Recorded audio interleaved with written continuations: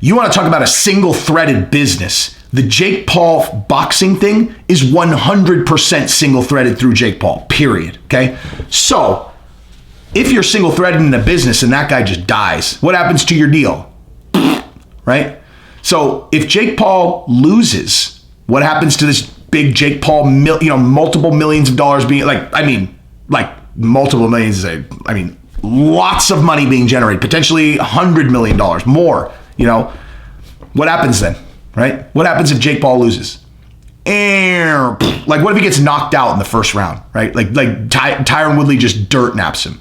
You might actually be able to get him on 1 or 2 fights out of him. We'll see. If he just gets exposed as not actually being very good, then what happens? The value of this entire thing goes down immensely, right? Now, what happens if Jake Paul wins? What happens if he wins? The next one is going to do even more numbers. So there is a huge financial incentive for Jake Paul to win. All right, Jesse on Fire, welcome back to the channel. Now we are going to talk about Jake Paul's hit list. He put out a list of all the guys he's going to put in the ground after he does Tyron Woodley on August 29th. I'm excited for that fight. I'm not going to lie. I'm very excited for that fight. There's nothing going on in UFC right now because Dana's on vacation. So I got to be honest, I'm looking forward to that fight a lot. But I have some thoughts about that fight. Also, of course, we're going to talk about this list of people that he put on it because some of them are people he might actually fight. But the first person he has after Tyron Woodley on his list is someone he would definitely never fight in a million years because he'd get killed in the ring for sure. Or at the very least, he would have his liver literally detonated inside of his body. It'd be like someone, surgically went in there like, hey, Jake, just hold still for a second. Okay, count backwards from 10. He's like, 7. And they were like, okay, so now look, now get in there. Pull his kidney out and put a hand grenade inside of his body. That's what we need. Not a huge one, just a little one so it'll actually detonate his insides. But we want to detonate all of his organs all at once, but not let it see. That's basically what it would be like to fight this person. Canelo. So that's the next name on the list for after Tyron was Canelo Alvarez. Okay, bro. But you know why I like Jake Paul is because he knows he's not going to fight Canelo. If anybody actually believes that Jake Paul thinks he's going to fight Canelo Alvarez, at least not until Canelo Alvarez is 58 years old, then you don't understand him at all, okay? Jake Paul might be young, he might be obnoxious, but he's smart and he's selling pay-per-views. As a matter of fact, before we even go into this list, I think this is a good time for me to talk about myself. Because I somehow have been commenting this a bunch. It's like a lot of people have kind of started to figure out what I'm doing with this channel. I figure I should just say it right now on a Jake Paul video, okay? So I've said this on videos before, but usually I can put them really late in the video and I kind of think only people that really watch my channel really thoroughly will ever get this. But I'm just going to say it out front, okay? So if you've been watching my channel recently and you're having this feeling, you're like, man, I really didn't like this guy. He really kind of aggravated me. And now I'm finding myself kind of drawn to his content. I keep watching it and now I kind of like him. He's making pretty good points. I don't know, I'm still kind of annoyed. Or if you're in the phase where you're here for the first time, you're like, I hate this guy. Why does this guy think he's so cool? I don't get it. What have you ever done, guy, beside get mentioned by the lightweight contender Michael Chandler 2 weeks ago? Thank you, Michael. Anyway, that was weird. I'm going to edit that out. But nonetheless, if you're feeling like that, why is this guy so cocky? Well, that's part of the phases too. Or if you're in the late stages, you've already figured this out, okay? So here's what I'm doing, right? I'm being intentionally obnoxious, right? Kind of charismatically overconfident and obnoxious. I'm doing it on purpose, right? I'm doing it on purpose because I'm sitting here and I'm trying to compete with Chael Sonnen, right? Maybe you've heard of him, had a pretty good career in the UFC, or Michael Bisping. Maybe you guys have heard of him, title contenders or actual title holders, okay? Who am I? You got to have a reason that people want to come back and watch, right? So basically, I'm taking a page out of every single great fighter's handbook, which is make people react to you, right? He's cocky. Fuck this guy. I want to stay here and wait and see if he says something stupid. Yeah, I guarantee he's going to say something dumb. He's not that cool, but you just keep watching. And then eventually, instead of having to win a fight, I say something profound where you're like, oh shit, I didn't think about that. And it's like, haha, gotcha. That's why you want to watch my lives. I don't look like this. This is a tactic. And Jake Paul is using the same tactic, okay? So, yeah, if you haven't figured that out yet, Jake Paul is he's doing the exact same thing. This is a formula that works in the fight game that I am actually leveraging on my YouTube channel, which is why I'm growing where no one else can figure out how to do this. That's how, okay? This is how. So, and let me just say, figure out how to do this if you are trying to just talk into a camera about mixed martial arts and you have no credibility as like a professional fighter, right? This is where you guys go in the bottom and go, at least you know you have no credibility. Oh, really? Well, I guess the evidence would go against you now, wouldn't it? Have you been watching lately? God, just shut up, dude. Just shut the fuck up. Just talk normal. Okay, fuck, all right. Sorry. Anyway, so let's talk about this hit list. So Jake Paul's hit list goes like this. He's got Tyron Woodley. Then he's got Canelo Alvarez. Okay, yeah. You're going to fight Canelo Alvarez for sure. Next, he's got Nate and Nick Diaz. That is a fight that could get made. But here's why it won't. Okay. Now, what I'm saying like could get made is, it makes sense, right? Makes sense. I don't have any idea what Nick Diaz's contract looks like. I would imagine a 5 or 6 year layoff would make the contract evaporate. Like there's a certain amount of time before contracts run out. I don't know if USADA suspensions freeze that time.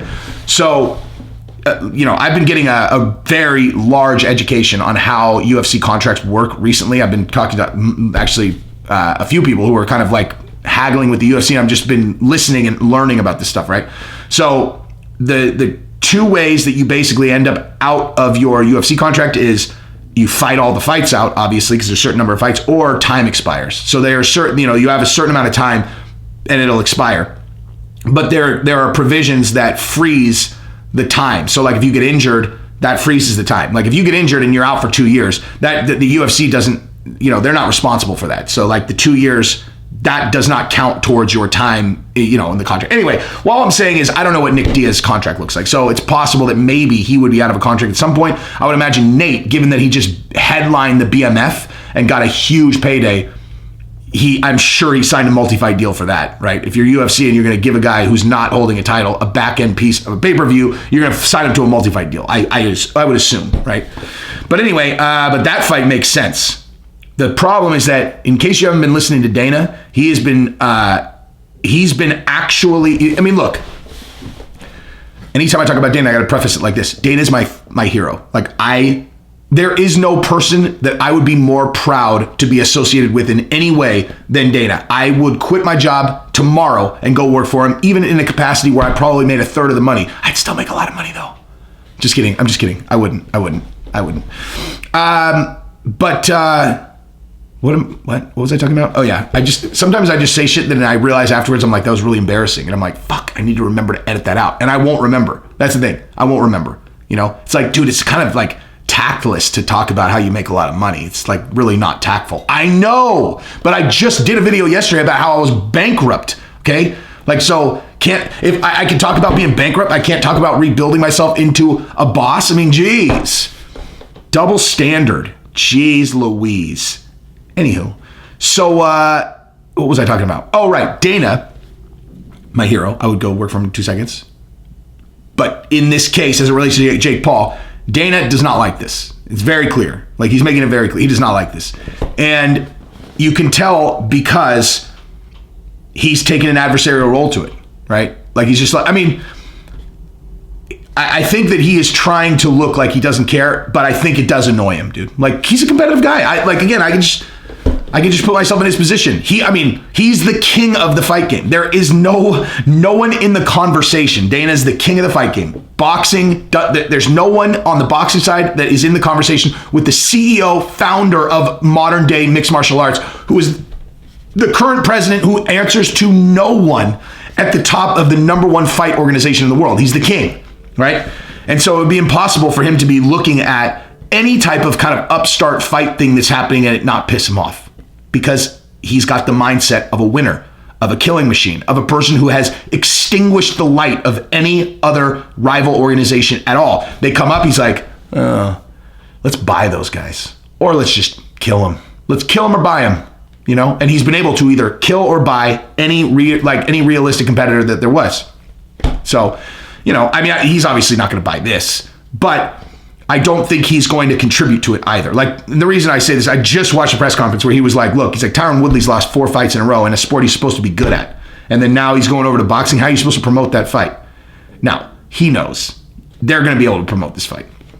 It's Jake Paul who is the draw against someone who is a respected former champion. That's how you promote it. That's how you promote it. You know, it's going to do numbers. It'll do numbers. He knows it. But like, to his point, he like, actually, just bottom line, Dana's a badass. But this point that he's made, like, he's being adversarial towards it, clearly. So I don't think he's going to contribute to the Jake Paul thing unless he signed Jake Paul himself, right? Now, if Jake Paul was smart, that's exactly what he would try to do. He'd be like, Dana, can you make me your problem child? Get it? Okay, so next he's got Kamaru Usman. Yeah, right, bro.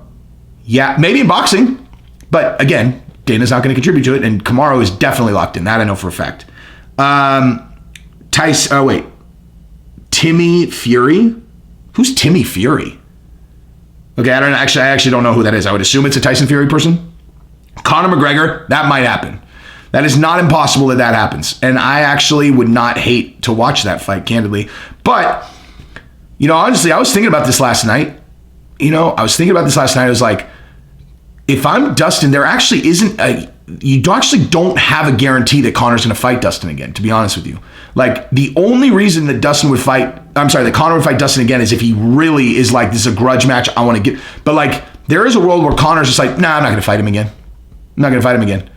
And yeah, I mean, it's another video. I'll talk about that later. KSI, who did his brother's son. There's a story there. You could definitely promote that fight. Gervonta Davis. Ooh, I would love to see that fight. He's smaller, but he's a slightly better boxer than Jake Paul. And then the big one, Logan Paul, ? Now that would do numbers. A Logan Paul versus Jake Paul boxing match, that would do numbers. And then they would do, here, let me just just throw this out there so you guys, think like me. Think like Jake Paul. Think like Logan Paul. What do you know for 100% sure would happen if hypothetically they made that fight? What do you think would happen? Like in the build up to that fight, what do you think would happen?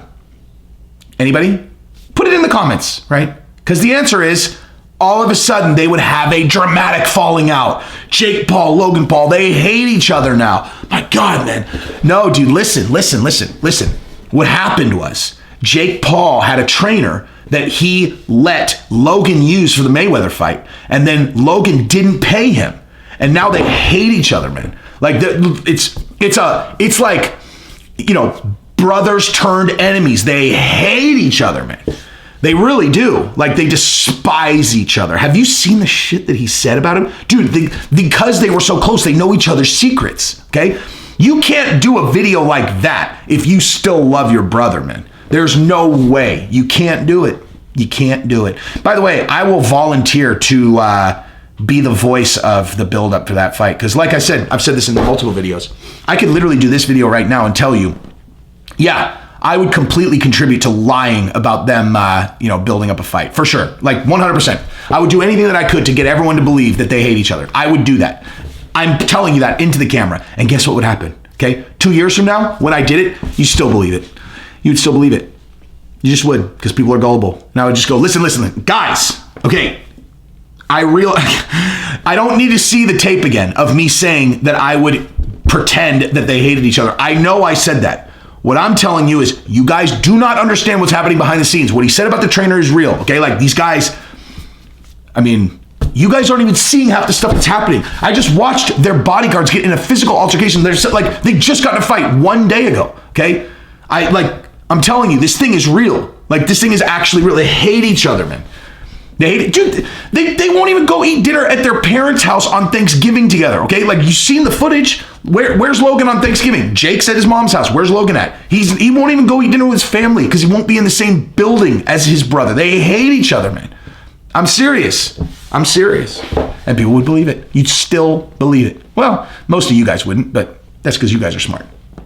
All right, so that's that. Now, here's the other thing I wanted to talk about. Now, if you guys follow me on Instagram, you would... Damn it! I meant to put this at the beginning of the video. You know what? I'm going to remember. I'm going to put... This is going to be my preview at the beginning of the video. So, I did a preview of this part on Instagram last night, and it's a really profound thing that I said. And I have not done a good enough job on this channel saying, go follow me on Instagram, please, because I post there all the time now. I do stories, telling stories... whatever. I only have like 3,500 followers. It's embarrassing. It's embarrassing, okay? No one's going to believe that I matter in this game if I only have 3,500 subscribers on Instagram. So go follow me, or unsubscribe from there and make me even less credible. Just do whatever you want. I don't care.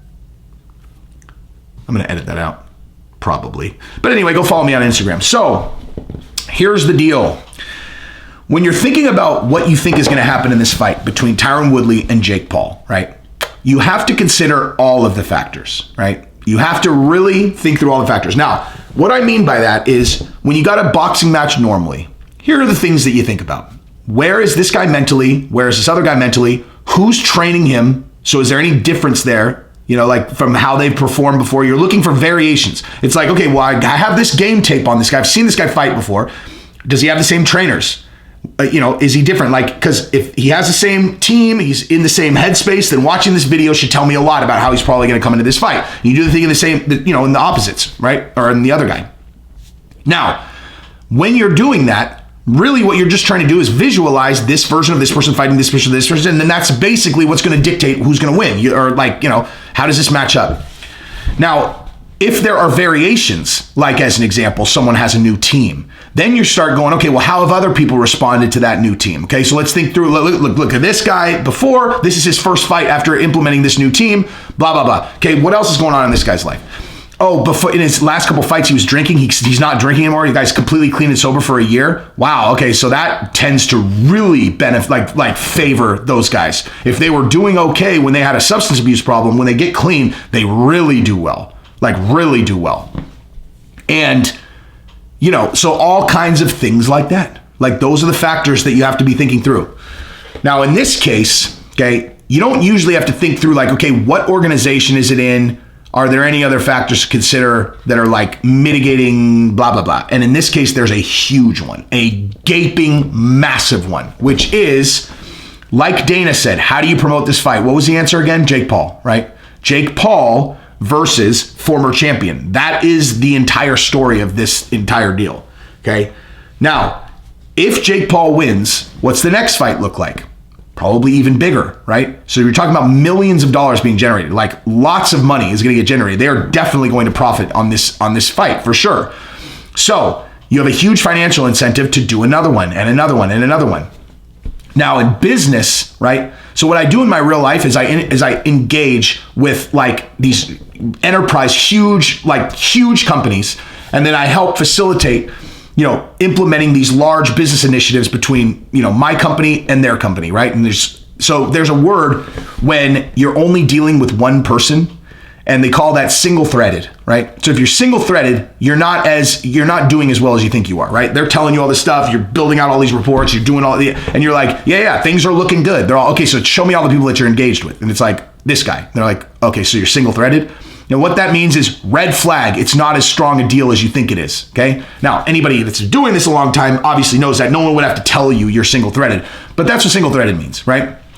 So your goal is always to expand inside of the organization so that if something happens here with this guy, he falls out of the role or whatever, you're not completely reliant on this one dude, or this girl, whatever. You have other avenues that you can advance the deal.